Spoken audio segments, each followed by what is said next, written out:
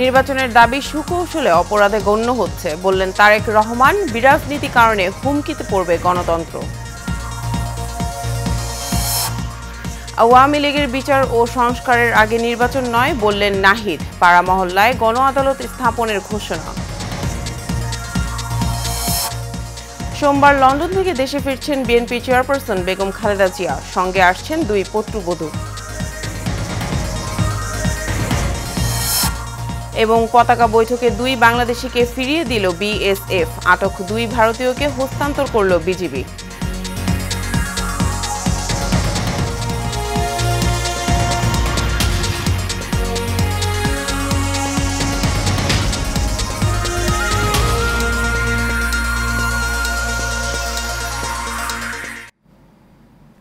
স্বাগত এশিয়ান নিউজে, সাথে আছি আমি ইশিকা জাহান মিলা। এতক্ষণ শুনছিলেন বিআরবি কেবল ইন্ডাস্ট্রিজ লিমিটেড সংবাদ শিরোনাম। এবার বিস্তারিত।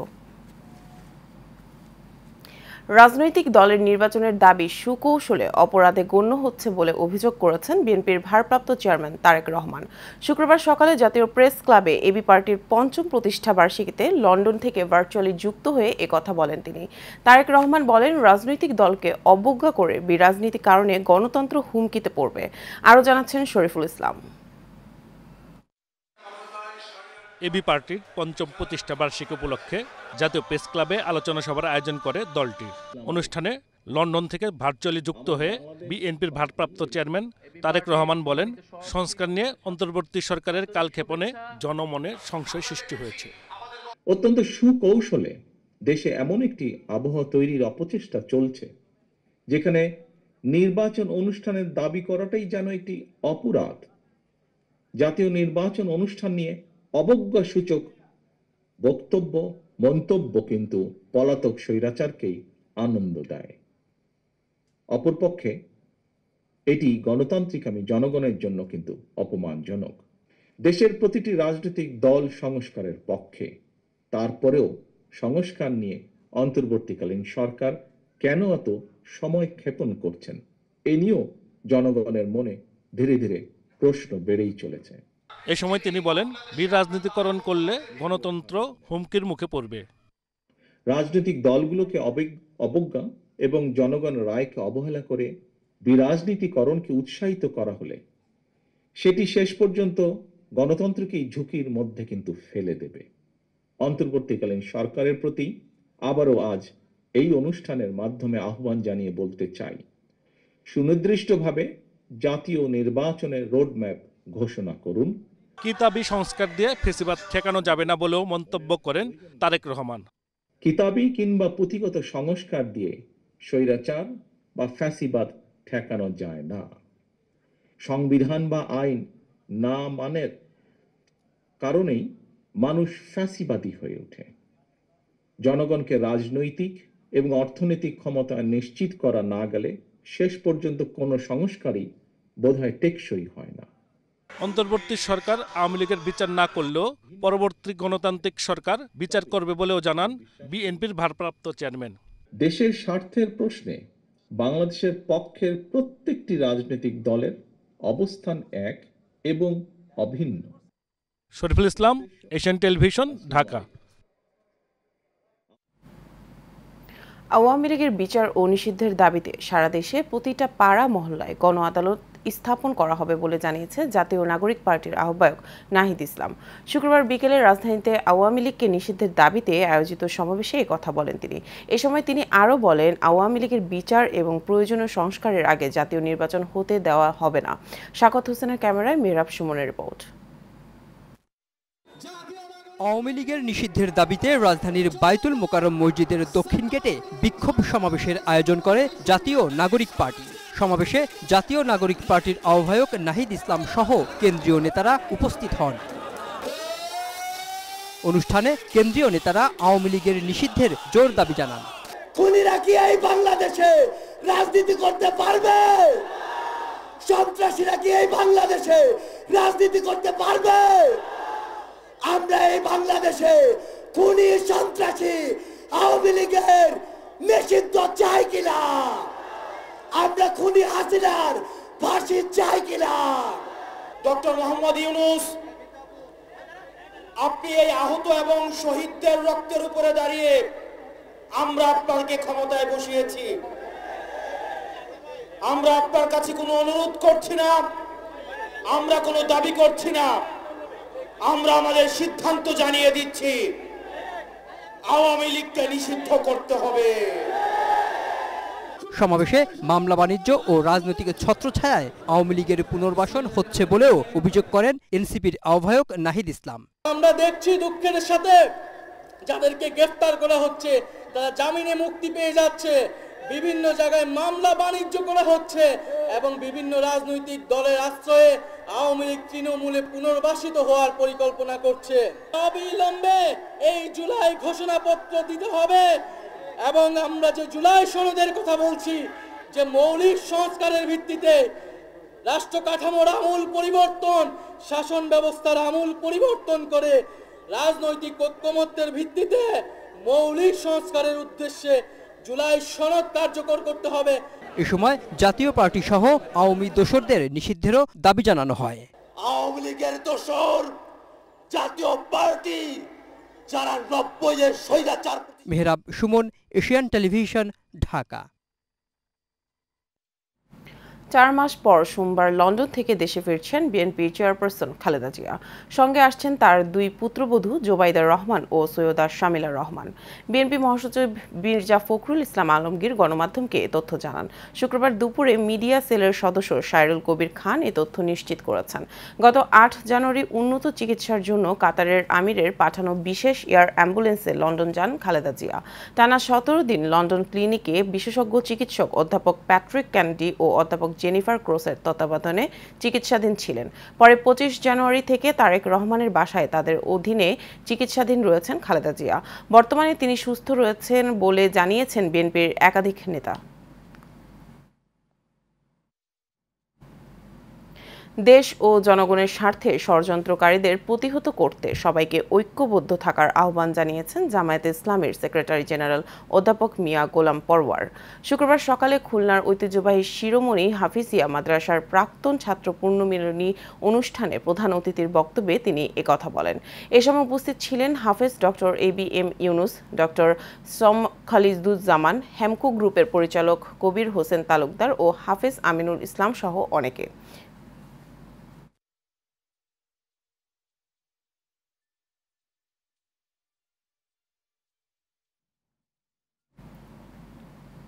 দিনাজপুরের বিরল সীমান্ত এলাকা থেকে ধরে নিয়ে যাওয়ার 2 বাংলাদেশিকে ফিরিয়ে দিয়েছে বিএসএফ। বিজিবির সঙ্গে পতাকা বৈঠকের পর ওই 2 জনকে ফিরিয়ে দেয় তারা। একই সঙ্গে বাংলাদেশে আটক 2 ভারতীয় নাগরিককে হস্তান্তর করেছে বিজিবি। এর আগে শুক্রবার বেলা 11:30টার দিকে ধর্মপুর ইউনিয়নের ধর্মযৌন সীমান্তের 320 মেইন পিলারের সাব পিলার 10 এর কাছ থেকে 2 জনকে ধরে নিয়ে যায় বিএসএফ। তারা হলেন ওই এলাকার ইসরাইল ইসলামের ছেলে এনামুল ইসলাম ও এনামুল ইসলামের ছেলে মাসুম। এর প্রতিবাদে তাৎক্ষণিক 2 ভারতীয়কে আটক করে বিজিবির হাতে তুলে দেয় গ্রামবাসী।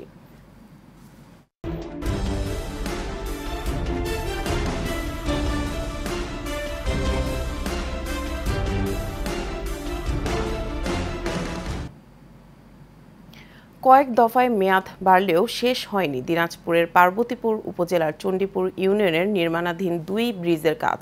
ঠিকাদারি প্রতিষ্ঠানের গাফিলতির কারণে দীর্ঘদিনেও কাজ শেষ না হওয়ায় ভোগান্তি বেড়েছে এলাকাবাসীর।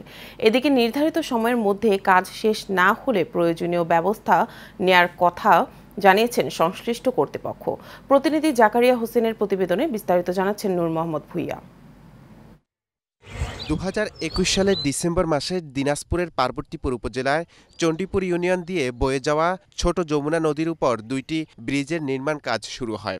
এরপর কয়েকবার ঠিকাদার বদল ও মেয়াদ বৃদ্ধি হলেও ব্রিজের কাজ এখনও শেষ হয়নি। ব্রিজ 2টির কাজ শেষ না হওয়ায় চরম ভোগান্তিতে পড়ছেন এলাকাবাসী। বর্ষার মৌসুমের আগে ব্রিজটি ব্যবহারের উপযোগী করা না গেলে আরও ভোগান্তি বাড়তে পারে বলে শঙ্কা এলাকাবাসীর। আগামী বর্ষা মৌসুমের আগে যদি এই ব্রিজের কাজ শেষ না হয় তাহলে এই যাতায়াত রাস্তাটা বন্ধ হয়ে যাবে। ইতিপূর্বে অনেক লোকজন এখান থেকে আসি ঘুরে গেছে, আবার ঠিকাদার কীরকম লোক পাঠায় আবার পালে যায়। প্রায় দেখা যায় যে রাস্তার ওই পাশে ভাঙ্গা, গাড়ি ঘোড়া উল্টে যায়। এই দিক দিয়ে স্কুল যাওয়ার সময় প্রতিদিন সাইকেল নিয়ে পড়ে যাই, গাড়ি ঘোড়া ওঠে না, একাই দোকায় ভাঙ্গি পড়ে যায়। এক পাশ থেকে আসলে আর এক পাশে দাঁড়িয়ে থাকতে হচ্ছে, গাড়ি পারাপারের অসুবিধা হচ্ছে। এদিকে ব্রিজের কাজ শেষ করতে না পারায় সঠিক উত্তর নেই ঠিকাদার প্রতিষ্ঠানের কাছে। আমাদের কার্যক্রম চালু আছে এবং আমাদের অল্প সময়ের মধ্যে কাজ আমাদের শেষ হবে। তো কতদিন সময় লাগতে পারে? প্রায় 1 বছরের মতন লাগতে পারে। নির্দিষ্ট সময়ে কাজ শেষ না করায় সংশ্লিষ্টদের বিরুদ্ধে ব্যবস্থা নেওয়ার কথা জানিয়েছে কর্তৃপক্ষ। একটা হচ্ছে 30 মিটার এবং একটা 81 মিটার ব্রিজ, এই দুটো ব্রিজের কাজ তারা বাস্তবায়ন করতেছে। কয়েকবার সময় বৃদ্ধি করার পরেও তারা এখন শেষ করতে পারে নাই। তো যথাসময়ে যদি তারা শেষ করতে না পারে তাদের বিরুদ্ধে প্রয়োজনীয় ব্যবস্থা নেওয়া হবে। ব্রিজ দুইটি নির্মাণ কাজ দ্রুত শেষ করে ভোগান্তির হাত থেকে বাঁচানোর দাবি জানিয়েছেন এলাকাবাসী। নূর মোহাম্মদ ভূঁইয়া, এশিয়ান টেলিভিশন। সাভারে সুর লহরী 33তম প্রতিষ্ঠাবার্ষিকী ও সম্মাননা উৎসব হয়েছে। সুর লহরী সঙ্গীত একাডেমির উদ্যোগে MK টাওয়ার কনফারেন্স রুমে এই অনুষ্ঠান হয়। এতে প্রধান অতিথি ছিলেন সাভার পৌর মেয়র প্রার্থী বিএনপির নেতা লায়ন মোহাম্মদ খোরশেদ আলম। এই সময় উপস্থিত ছিলেন সিটিজেন ক্লাবের সভাপতি ডক্টর কামরুজ্জামান, সঙ্গীত একাডেমির কর্ণধার রিপন মাহবুব সহ অনেকে। পরে 80 জন শিশু শিল্পীকে সম্মাননা দেওয়া হয়।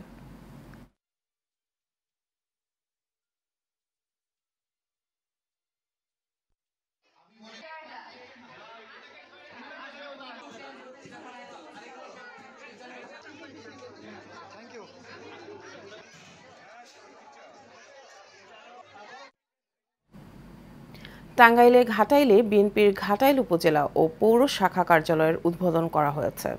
শুক্রবার ঘাটাইল কেন্দ্রীয় জামে মসজিদের উত্তর পাশে এই কার্যালয়ের উদ্বোধন করেন বিএনপির কেন্দ্রীয় কমিটির নির্বাহী সদস্য অ্যাডভোকেট SM ওবায়দুল হক নাজির।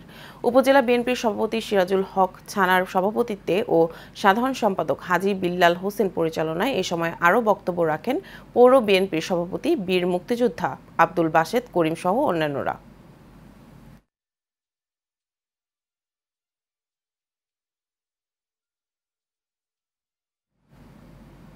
মহান মে দিবস উপলক্ষে খুলনায় নির্মাণ শ্রমিকদের র্যালি ও সমাবেশ অনুষ্ঠিত হয়েছে।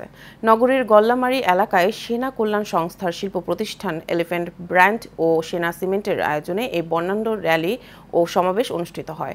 এ সময় মংলা সিমেন্ট ফ্যাক্টরির ভারপ্রাপ্ত নির্বাহী পরিচালক লেফটেন্যান্ট কমান্ডার শেখ মুনির আহমেদ, সোনাডাঙ্গা থানা বিএনপির সভাপতি মোহাম্মদ হাফিজুর রহমান মনি, মংলা সিমেন্ট ফ্যাক্টরির বাণিজ্যিক বিভাগের প্রধান মহাব্যবস্থাপক মোহাম্মদ মাকসুদুল করিম, খুলনা আঞ্চলিক নির্মাণ শ্রমিক ইউনিয়ন খুলনা শাখার সভাপতি আজহারুল ইসলাম খোকন ও সাধারণ সম্পাদক একরাম হোসেন মোল্লা র্যালিতে অংশ নেন। স্থানীয় সরকার, পল্লী উন্নয়ন ও সমবায় মন্ত্রণালয়ের উপদেষ্টা আসিফ মাহমুদ সজীব ভুঁইয়ার নামে মিথ্যা অপবাদ ও ষড়যন্ত্রের প্রতিবাদে মানববন্ধন করা হয়েছে। জাতীয় প্রেস ক্লাবের সামনে বেকার মুক্তি পরিষদের উদ্যোগে এর আয়োজন করা হয়। এ সময় বক্তব্য রাখেন সংগঠনের কেন্দ্রীয় সভাপতি আতিকুর রহমান রাজা, ঢাকা মহানগরের সভাপতি আবু বকর সিদ্দিক, জামালপুর জেলার সভাপতি জাহিদুল ইসলাম, সিংড়া উপজেলা সভাপতি জাহিদ হাসান সহ অনেকে। এ সময় বক্তারা উপদেষ্টা আসিফ মাহমুদ সজীব ভুঁইয়ার নামে মিথ্যা অপবাদ ও ষড়যন্ত্রের নিন্দা ও প্রতিবাদ জানান।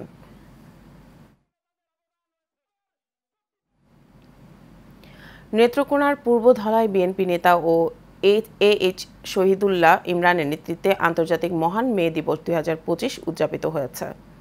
উপজেলার শ্যামগঞ্জ বাজারে বাংলাদেশ জাতীয়তাবাদী শ্রমিক দলসহ সংগঠনের নেতাকর্মীদের নিয়ে বর্ণাঢ্য র্যালি আলোচনা সভার আয়োজন করা হয়। পরে খলিশাউর ইউনিয়নের ফাজিলপুর বাজারে বিএনপির কেন্দ্রীয় নেতা ও জেলা বিএনপি সদস্য ও AHM শহীদুল্লাহ ইমরান পথসভা ও ব্যবসায়ীদের সাথে কুশল বিনিময় করেন।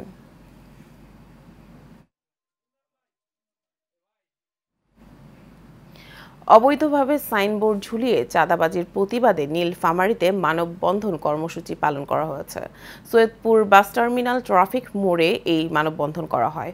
এ সময় বক্তারা বলেন, গত 1 মে নূর আলম বাবু নামের এক ব্যক্তি কলাতলি হঠাৎ করে শ্রমিক ইউনিয়নের প্রধান কার্যালয়ের একটি সাইনবোর্ড ঝুলিয়ে দেয়।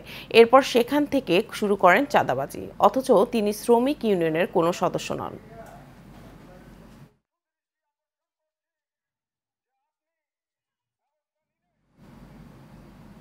গাইবান্ধায় পত্রিকা বিক্রেতা ও অটোবাইক চালক হত্যা মামলার 4 আসামিকে গ্রেফতার করেছে র্যাব।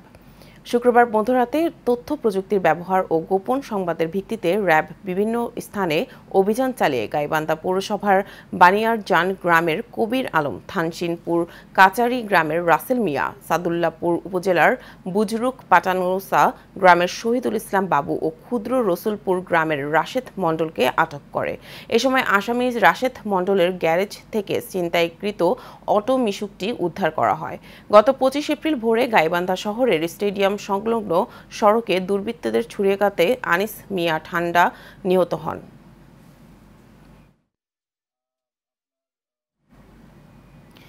ঝালকাঠিতে বাণিজ্যিকভাবে ফুলের মধু চাষ করে সফলতা পেয়েছেন মৌচাষীরা।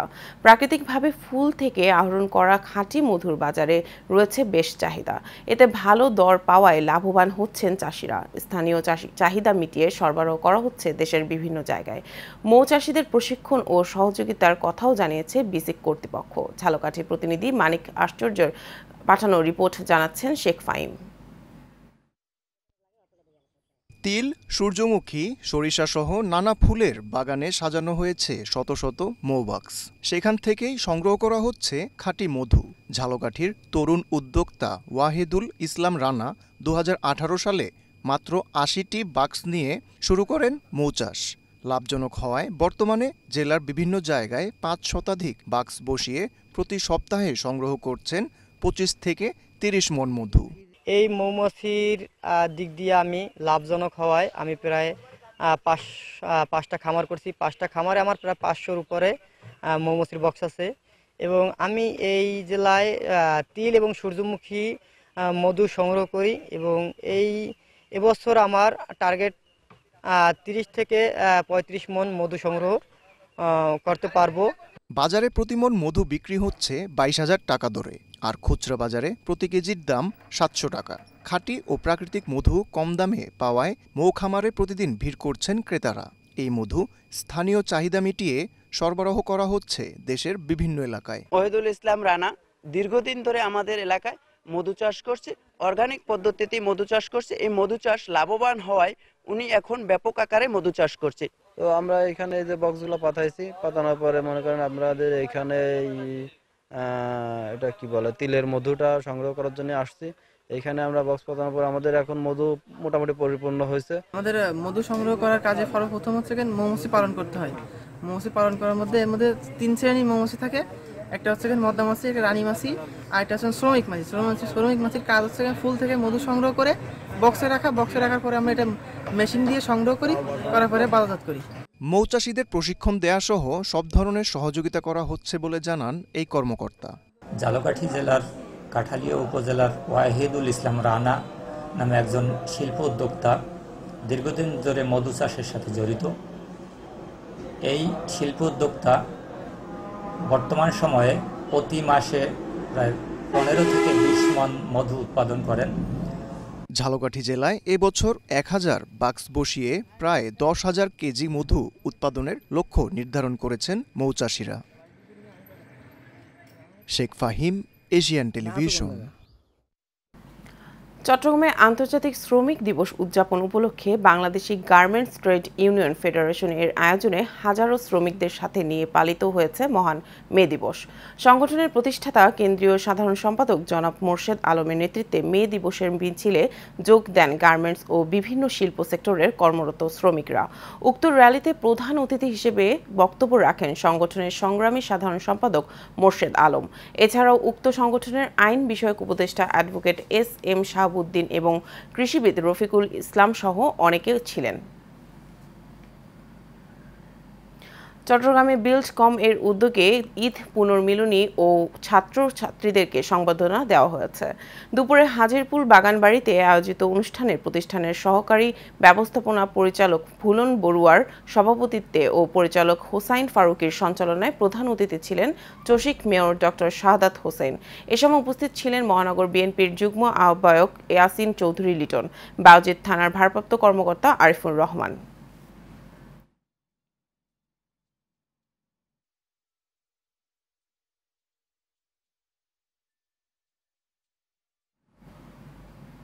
দেশের স্বাস্থ্যসেবা, দূষণমুক্ত পরিবেশ এবং অসহায় ছাত্রছাত্রীদের সেবা করার লক্ষ্য নিয়ে যাত্রা শুরু করল স্বপ্নের স্বেচ্ছাসেবী সামাজিক সংগঠন মাহবুব চৌধুরী স্মৃতি ফাউন্ডেশন।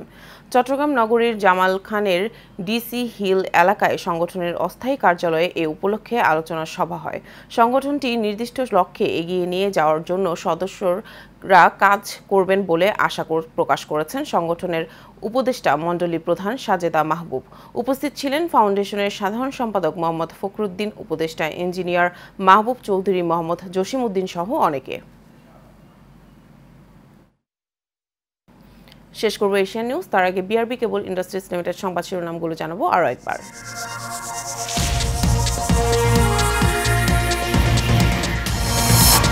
নির্বাচনের দাবি সুকৌশলে অপরাধে গণ্য হচ্ছে বললেন তারেক রহমান। বিরাজনীতি কারণে হুমকিতে পড়বে গণতন্ত্র। আওয়ামী লীগের বিচার ও সংস্কারের আগে নির্বাচন নয় বললেন নাহিদ। পাড়া মহল্লায় গণ আদালত স্থাপনের ঘোষণা। সোমবার লন্ডন থেকে দেশে ফিরছেন বিএনপি চেয়ারপারসন বেগম খালেদা জিয়া। সঙ্গে আসছেন 2 পুত্রবধূ। এবং পতাকা বৈঠকে 2 বাংলাদেশিকে ফিরিয়ে দিল বিএসএফ। আটক 2 ভারতীয়কে হস্তান্তর করল বিজিবি।